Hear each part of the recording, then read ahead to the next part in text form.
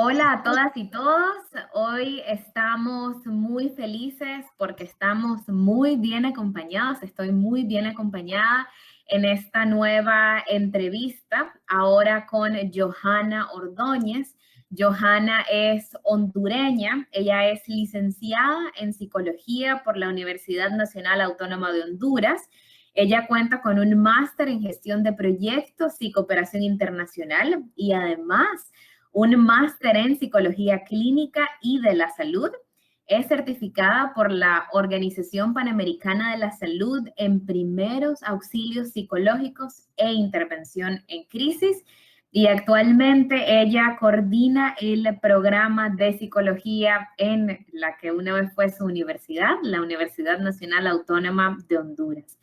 Johanna, bienvenida y muchísimas gracias por compartir este cafecito conmigo. Muchas gracias, Sofana, por este espacio. Para mí es un gran placer poder estar compartiendo contigo y con toda la comunidad de Zamora Terán en este espacio. Gracias, Johanna. Y para empezar nuestra conversación, me gustaría escuchar de ti, que nos cuentes brevemente, en un par de minutos, qué es lo que haces en realidad y qué significa estar dedicada a la psicoterapia. Ok. Resumido, Sofana, pues me desarrollo en 3 espacios. Primero, como tú lo mencionas, trabajo en la Universidad Autónoma del Valle de Sula, o sea, en el área norte del país, coordinando un programa de, más que todo, atención psicológica a la comunidad estudiantil de la universidad. Aparte de ello, soy consultora en el área social, psicológica y organizacional. Y como tercer punto, también cuento con mi propia clínica psicológica, en la cual me oriento más en la parte de consejería y orientación o psicoterapia en general. Entonces, la importancia de la psicoterapia para mí, ¿por qué no abarcar en mi clínica más allá de la psicoterapia? Es de que actualmente, en nuestra última década, el tema de salud mental ha ido creciendo la necesidad de abordarlo. Entonces, a través de la psicoterapia, es el espacio donde le damos a los asistentes a nuestras clínicas, ¿verdad? De poder explorarse, el poder conocerse y el poder restaurar o el poder resolver diferentes conflictos psicológicos, emocionales que puedan tener ellos. Y Johanna, hablabas ahora de poder descubrir lo que realmente estaba pasando con nosotros, mencionabas algunos conflictos emocionales incluso, y definitivamente lo que pasó el año pasado, en el 2020, yo creo que nos ha permitido también hablar mucho más, de forma mucho más abierta acerca de estos temas. Entonces, en realidad me gustaría partir de lo básico, porque yo sí siento que nos hace falta incluso conceptualizar y tener claridad acerca de estos temas y que los abordas tú a través de la psicoterapia. ¿Qué son las emociones, Johanna, y cómo las emociones afectan nuestro comportamiento o incluso los resultados y las metas que nosotros perseguimos en nuestra vida? Ok. Las emociones son todas esas reacciones físicas e incluso emocionales que sentimos todos los individuos en diferentes momentos de nuestra vida.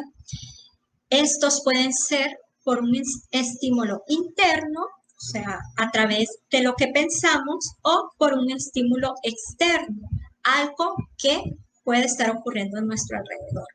Entonces, muy importante aclarar, Sofana, todos, cada día presentamos diversas emociones. ¿Para qué nos sirven las emociones? Para regularnos diariamente. Desde mi clínica, desde mi espacio, desde mi profesión, Y desde mi concepto profesional, no me gusta clasificar tampoco las emociones en buenas y malas, porque no hay emociones buenas y malas. Al final, estas solo depende de cómo nosotros las manejamos o las dirigimos. Entonces, me vas a decir, Sofana, por ejemplo, ¿qué tiene de malo que tú sientas miedo? ¿Acaso el miedo no es una emoción que te ayuda a ser precavida? Porque cuando tienes miedo, se te está generando una alerta interna de que, ok, Sofana, algo va a ocurrir, detente. O también vamos al otro extremo, el enojo de las emociones, ¿verdad? Que es algo que todos sentimos, esa reacción que todos tenemos, también tiene su componente biológico involucrado. O sea, hablando biológicamente, es cuando se genera, cuando dentro de nuestro sistema nervioso, ¿verdad? Sube por toda nuestra médula espinal a nuestro tallo cerebral, eh, esas reacciones que hacen las conexiones sinépticas de nuestras neuronas, y es ahí donde a partir de las emociones se generan también las reacciones. Y es ahí la importancia, ¿verdad?, de cómo esta puede venir a afectar nuestro comportamiento.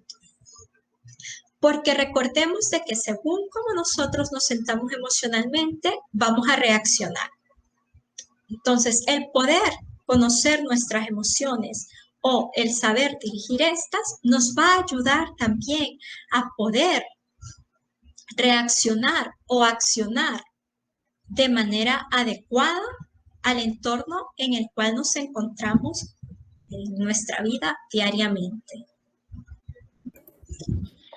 Y ahora que lo dices, porque, bueno, en realidad suena a un gran trabajo el que se tiene que hacer ahí respecto a la gestión de las emociones.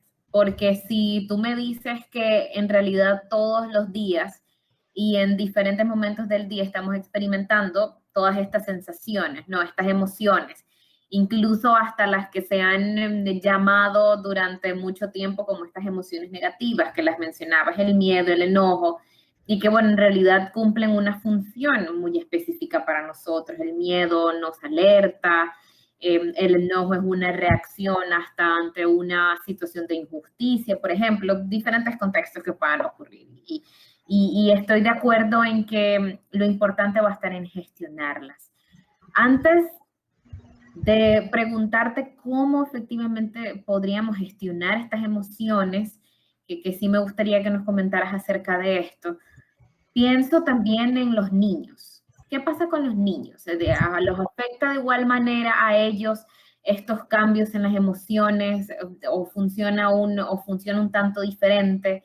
Y si es así, ¿cómo podemos ayudarlos a ellos en la gestión de sus propias emociones también? Evidentemente, como seres humanos, pues también generan emociones, y es importante en este punto, ¿verdad?, en el punto de los niños, que las emociones de ellos son emociones primarias desde cuando están pequeños, ¿verdad? Entonces, la alegría, la ira, la parte del enojo, ¿verdad? Esa misma frustración. Entonces, es bien importante, número uno, en los niños, dejar que ellos expresen sus emociones. No se pueden coartar las emociones de los niños, porque cuando coartamos las emociones de los niños, ya comenzamos allí a generar, pues, adultos con problemas o conflictos emocionales o personales difíciles de superar más adelante si no se reconocen a tiempo. Entonces, sí, los niños también sienten las mismas emociones que nosotros, solamente de que las categorizamos como emociones primarias. Importante que ellos las expresen, pero al momento de expresarlas, es importante también orientarlos a que ellos las puedan manejar, las puedan gestionar. ¿O acaso dime, Sofana, cuando está un bebé llorando, demandando el alimento, es una emoción primaria, ¿verdad? El ponerse a llorar, esa frustración que le genera y la reacción que tiene es el llanto. Entonces, una vez se satisface, él ya está tranquilo y genera paz. Entonces, el punto es de que cuando los niños van teniendo esta parte consciente, ¿verdad? Como padres tenemos que irles enseñando cómo ellos pueden manejar esas emociones. Entonces, es aquí donde el que el niño aprenda a exteriorizar sus emociones sin llegar a un límite es lo que va a hacer que el niño sea una persona con una buena inteligencia emocional, que de entrada, pues el tema que estamos tocando se embarca dentro de la filosofía de inteligencia emocional como tal. Y también, bueno, yo entiendo que parte de lo que hace la psicoterapia es ayudarnos a gestionar nuestras propias emociones, conocernos mejor y aprender a gestionarlas. Entonces, sí, también funciona de la misma manera con los niños y tenemos que permitir tanto que expresen sus emociones como acompañarlos en este proceso del reconocimiento y expresión de sus emociones. ¿Existe, Johanna, la psicoterapia infantil, la psicoterapia para niños? Y si es así, ¿cómo funciona y cuál es la dinámica de ella? Claro que sí existe, Sofana. A través de la psicoterapia infantil, ¿verdad?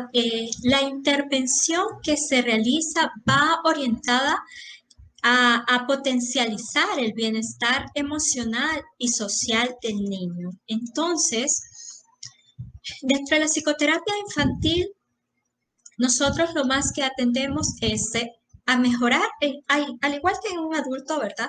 El comportamiento del niño, el área social del niño como tal. Y también estos son factores internos, pero también hay factores externos, como por ejemplo, en los factores externos, uno de los a lo que más nos orientamos dentro de la psicoterapia infantil a veces es el divorcio de sus padres que puede estar afrontando un niño, a veces es el bullying escolar que puede estar enfrentando un niño, a veces es el cambio de ciudad o de escuela que puede estar enfrentando un niño.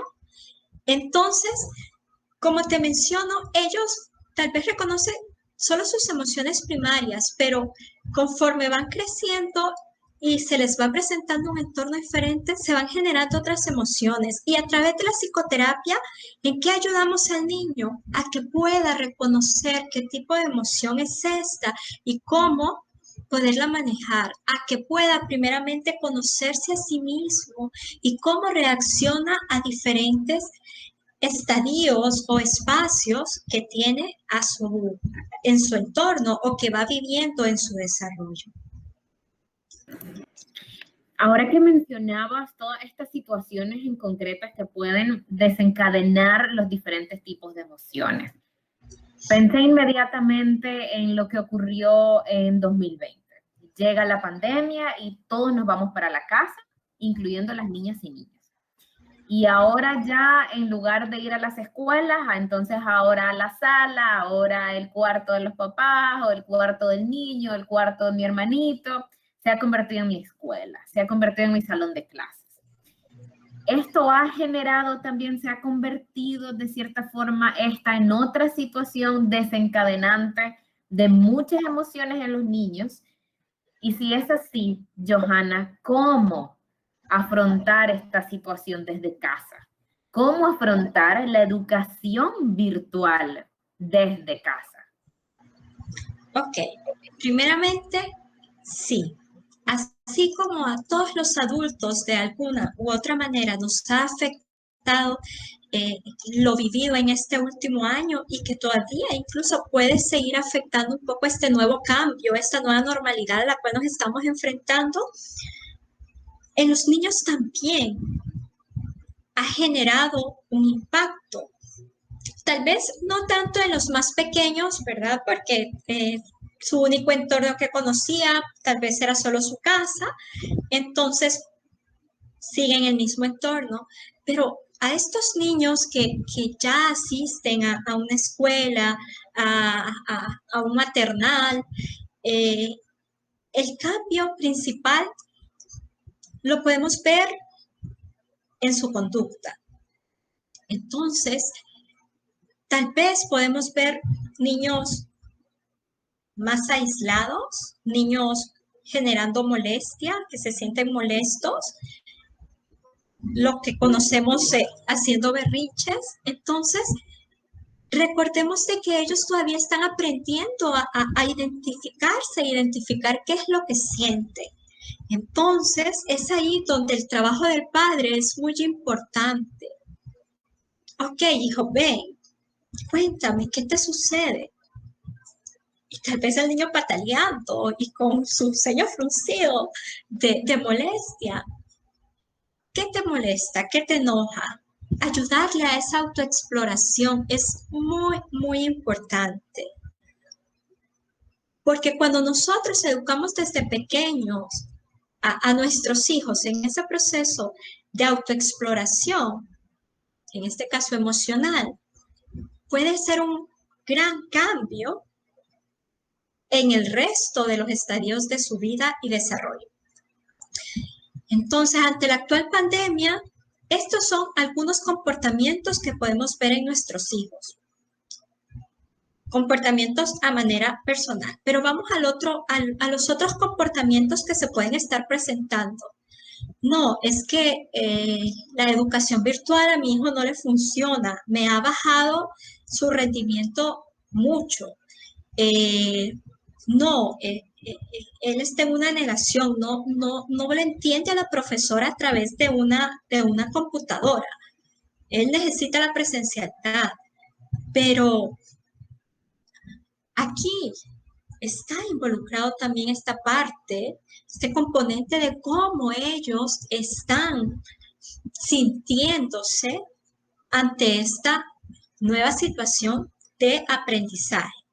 Entonces, si nosotros no sabemos realmente cómo nuestros hijos se están sintiendo ante la educación virtual, va a ser muy difícil que lo podamos ayudar y que podamos ser más que todo unos buenos tutores en este proceso de aprendizaje virtual. Entonces, es aquí donde también nos tenemos que poner en el papel de los padres de familia, cómo ellos se están sintiendo al ver, en todo caso, pues tal vez frustración en sus hijos. Entonces, el padre también puede llegar a sentirse frustrado, pero si usted aún no ha aprendido a manejar, a reconocer la emoción que siente, va a ser bien difícil que le pueda ayudar a su hijo. Y no se sienta culpable si a veces viene y dentro de su misma frustración regaña a su hijo, se sobreexalta, porque puede ser normal, pero todavía está a tiempo de hacer cambios, Sofana. Todavía los padres pueden estar a tiempo de hacer esos cambios donde primero tienen que saber cómo ellos se sienten para enseñarle a su hijo a reconocer cómo emocionalmente también ellos se sienten y así poder generar un ambiente cómodo ante la enseñanza virtual. Es un tema bastante amplio, Sofana, de abordar, pero creo que la importancia es transmitir ese mensaje donde sí es difícil la modalidad virtual, es difícil estar ya un año en el mismo espacio haciendo todo lo que hacían nuestros hijos en diferentes espacios, escuela, algunos iglesia, las actividades extracurriculares, natación, algún deporte, y ahora todo en casa. Entonces es aquí donde el poder hacerle sentir a nuestro hijo que tiene nuestro apoyo, que está acompañado, y aparte de eso, ayudarle a reconocer e identificar cómo se siente y cómo puede mejorar ese sentir que tiene, es el gran reto que tenemos los padres actualmente. Y mira que pienso en lo que decías hace un momento, que para poder ayudar al niño, para poder ayudar a nuestros hijos, e incluso llegar a hacerle esa pregunta, ¿cómo te sientes? ¿Cómo esto te hace sentir? ¿Cómo te sientes aprendiendo desde casa? Primero tiene que pasar ese proceso por nosotros mismos, como adultos. Y es que, bueno, ellos ya todos hemos aprendido que los niños van a repetir lo que mamá, lo que papá haga, lo que la familia en casa haga. Entonces la gestión de las emociones entiendo que empieza ahí. Y entonces esto me hace pensar en dos cosas. La primera es que los adultos, los que ya somos adultos hoy, en el 2021, no nos han enseñado cómo deberían acerca de la gestión de las emociones. Yo creo que si algunos ya lo han logrado, pueden decir que sí gestionan correctamente sus emociones, es porque de alguna forma u otra se han relacionado a la psicología como tú o han tenido la oportunidad de recibir psicoterapia. Pero ha sido quizás como por estos contextos como extraordinarios, situaciones únicas. Entonces, esto me lleva también al segundo elemento, y es que ¿qué papel juega, qué responsabilidad tenemos también, tanto las escuelas, la educación en general, como las organizaciones que trabajamos en educación, para poder incluir la enseñanza acerca de la gestión de las emociones desde que los niños están en la escuela, sea presencial, sea modalidad presencial o sea modalidad virtual, pero hablar sobre este tema? Por lo tanto, mi siguiente pregunta, Johanna, es, ¿crees que la salud mental y la gestión de las emociones debería ser parte también, debería de enseñarse en las escuelas desde que estamos pequeñitos? Y si es así, ¿cómo crees que esto podría ser posible? ¿Cómo podrían las escuelas empezar a incluirla también? Incluso nosotros como organizaciones que trabajamos con educación. Claro que sí, es de vital importancia que dentro de nuestros sistemas educativos no solo se trabaje el desarrollo cognitivo, la parte académica, ¿verdad? Sino de que también la parte de la inteligencia emocional, el desarrollar personas conscientes, seres humanos conscientes de sí mismos. Y en la actualidad, tú mencionabas algo bien importante. En la actualidad, ¿qué tanta importancia esto tiene? Y tiene mucha, porque recordemos de que como seres humanos somos por naturaleza seres sociables. Y dime, ¿cómo voy a ser yo un ser sociable si no puedo ni comprenderme a sí mismo? ¿Cómo me voy a poder relacionar con otros si no me puedo relacionar conmigo? Y es aquí donde entra este tema del componente emocional. Entonces, el poder enseñar a nuestros niños, al lado de las matemáticas, el español, la física, ¿verdad?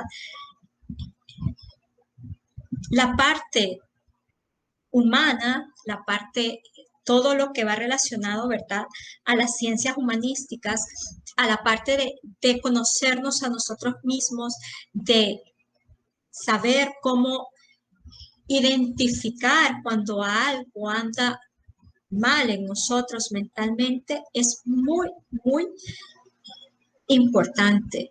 Y actualmente podemos ver de que muchas instituciones, incluso muchos países, lo han reconocido. Y en nuestra Latinoamérica, por ejemplo, te puedo mencionar en Uruguay, ya hay una ley de educación en cuanto a la inteligencia emocional en las escuelas, que puede ser una cátedra más dentro de las escuelas, ¿verdad? O como un componente más. Por ejemplo, aquí en Honduras, si bien es cierto, nuestro sistema educativo nos pide poder tener orientador o consejero dentro de las escuelas, pero no hay en sí un programa que marque, que va a trabajar ese componente emocional en nuestros niños. Entonces, y más ante la actual realidad que vivimos, es muy importante porque recordemos de que estamos viendo nuevos cambios en cuanto a las relaciones sociales. Entonces se crea un conflicto, ya sea más que todo inconsciente en nosotros, ante cómo me voy a relacionar ya de manera presencial con otras personas. No sé si te recuerdas por ahí, Sofana, al inicio de la pandemia que se hablaba bastante las nuevas maneras de saludarnos, ¿verdad? Ya nada de abrazo, ya nada de besos. Claro, con el codo, el puño, el pie. Exactamente, entonces imagínate a nuestros hijos, ¿verdad? En la escuela donde venían y abrazaban a sus compañeritos, ¿verdad? Y este es mi amiguito.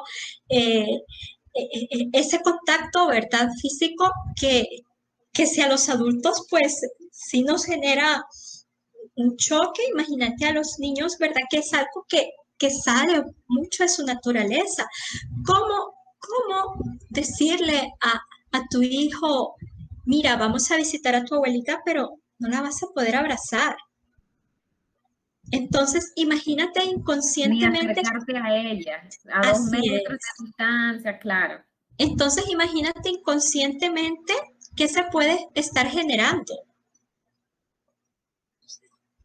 No porque nosotros queremos educar a alguien no expresivo, sino que porque las circunstancias nos lo está pidiendo hacerlo, pero inconscientemente, ¿qué se está generando? Ok, puede ser reprimiendo pues esa acción que se quiere tener. O sea, te amo abuelita, pero de lejos. Entonces, es aquí donde ahora más que nunca es importante de que en nuestro sistema educativo trabajemos también con nuestros niños este componente, coloquémosle socioemocional, porque recordemos de que lleva un componente social bastante fuerte. Entonces, y la parte emocional, la parte personal. Entonces es el poder contar con programas y tal vez te diré de que no programas psicoterapéuticos como tales, sino de que cómo nosotros trabajamos la psicoterapia infantil. Hay diferentes maneras, como por ejemplo a través de terapias artísticas, a través del juego o la ludoterapia, a través de terapias manuales. Entonces, hay diferentes tipos de terapias que se pueden involucrar desde un aula de clase. Entonces, aquí no solo es educar a nuestros niños, sino que primero la educación va a comenzar por los servidores del sistema educativo como tal. Porque como ya te decía, ¿cómo vas a pretender venir a enseñarle a un niño a gestionar o manejar sus emociones si tú no sabes manejar las tuyas?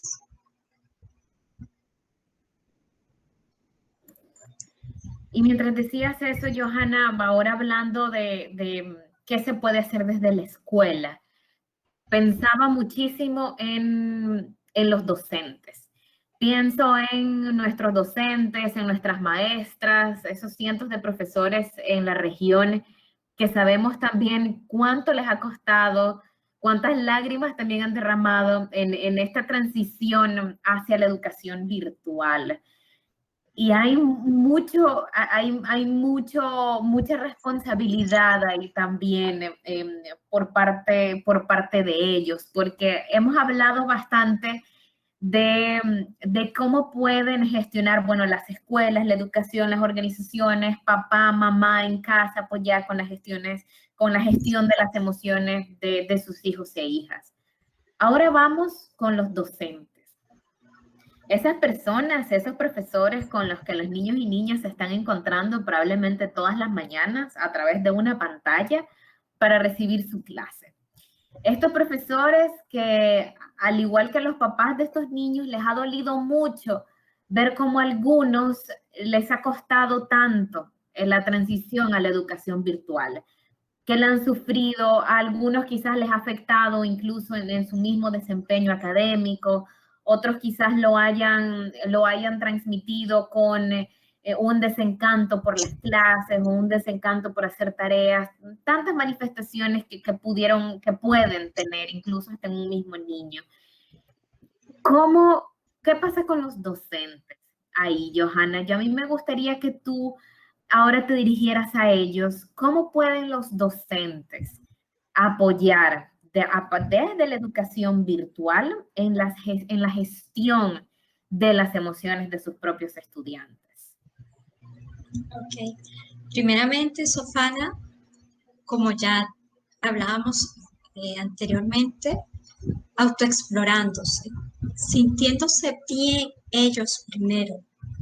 Y yo sé que tal vez puede ser difícil ante diversos factores que pueden estar en su alrededor. Tal vez, por ejemplo, el poco manejo de la tecnología o quizá la falta de un equipo adecuado tecnológico para comunicarse con sus estudiantes. Pero primero, conózcase usted mismo. Primero, sienta esa pasión con la que desde un inicio comenzó a enseñar. Después, la manera de trabajar con sus estudiantes asertivamente se va a ir presentando. Esto desde un componente interior. A la vez, existen, Sofana, diferentes herramientas psicopedagógicas y psicoemocionales que se pueden desarrollar a través del aula de clase. Entonces, una de ellas, comenzando la jornada,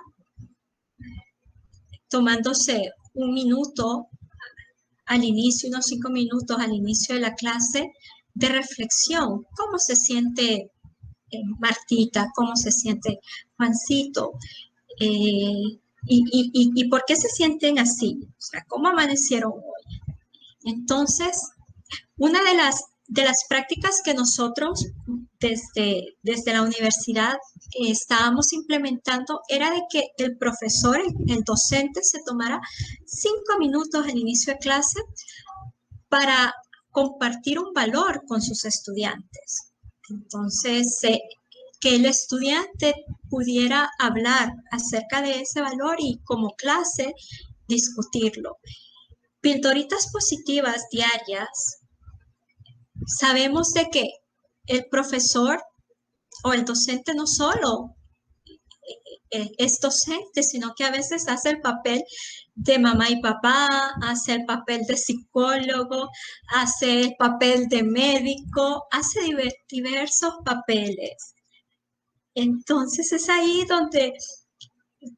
donde solo usted sabe pues el panorama que tiene enfrente y solo usted sabe pues asociándolo como un pastor dirigiendo sus ovejitas.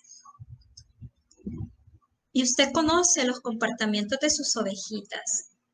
Entonces, ¿cómo lograr que sus alumnos sean brillantes también emocionalmente? Pues apoyándole a reconocer en cada momento. A veces los niños se sienten frustrados pongamos el ejemplo de matemáticas, por algún ejercicio que no pueden desarrollar. Entonces, que el docente se pueda tomar el tiempo, ¿qué es lo que no entiendes? ¿Cuál es tu frustración en sí? Si el chico lo puede desarrollar. Mira que hace un tiempo atrás atendía a un niño que él era muy brillante en su clase, pero al momento de presentarse a los exámenes, él se bloqueaba, le generaban ataques de ansiedad y sencillamente no se sometía al examen porque entraba en un ataque de pánico. ¿Y qué era lo que pasaba con el chico? Si él era brillante y tenía el conocimiento, pues él no había comprendido de que el examen, si bien es cierto, es para conocer qué tanto el estudiante ha aprendido, pero el conocimiento él ya lo tenía. Entonces, a veces le hacían los exámenes, que fue una de las primeras actividades que comenzamos a desarrollar, hacerle los exámenes verbales. Y ahí descubrimos de que el niño tenía el conocimiento.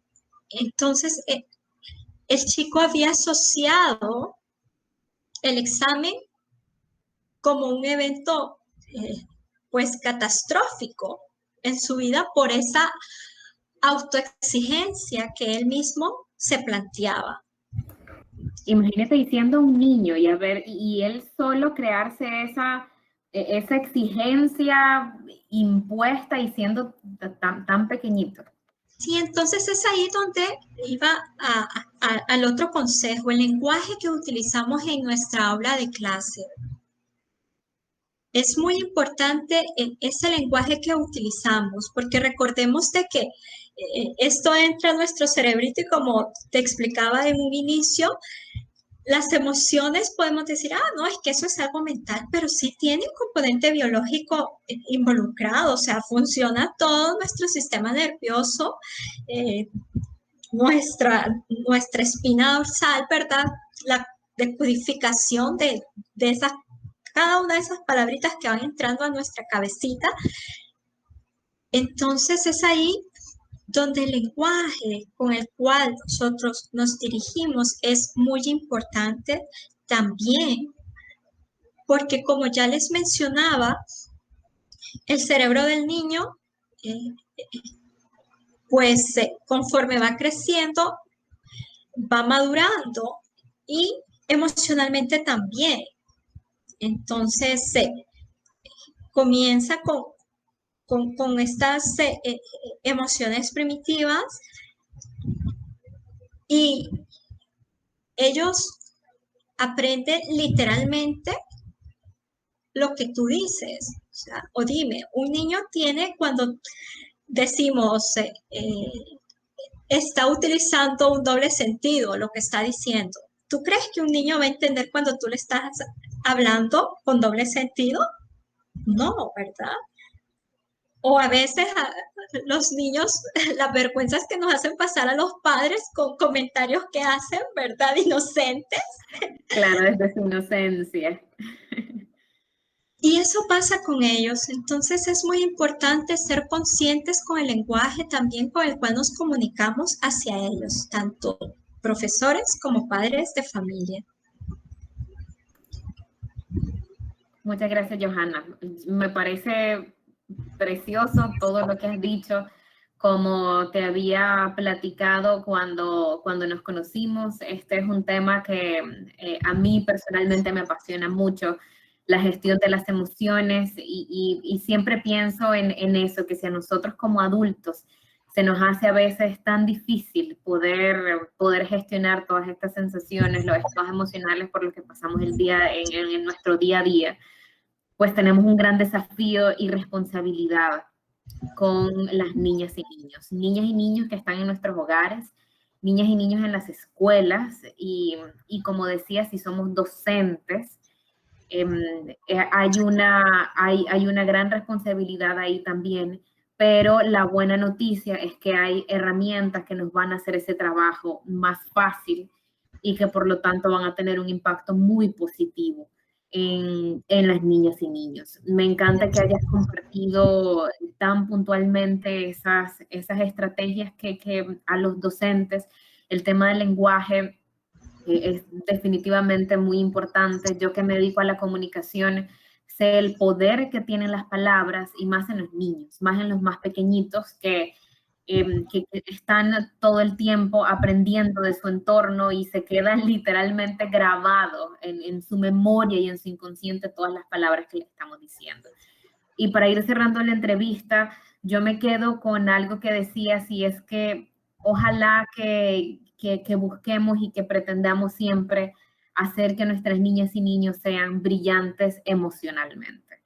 No solamente académicamente, sino emocionalmente. Yo creo que si tenemos todos muy presentes esto, vamos a poder desarrollar ese espacio seguro del que estabas hablando para que nuestros niños y nuestras niñas puedan expresar con mucha confianza y con honestidad y transparencia sus emociones. Y como bien dices, lo vuelvo a recordar, que es algo en lo que hiciste mucho énfasis en estos minutos, y es que para poder ayudarlos a ellos, empieza la gestión de las emociones por nosotros mismos, por nosotras mismas como adultos.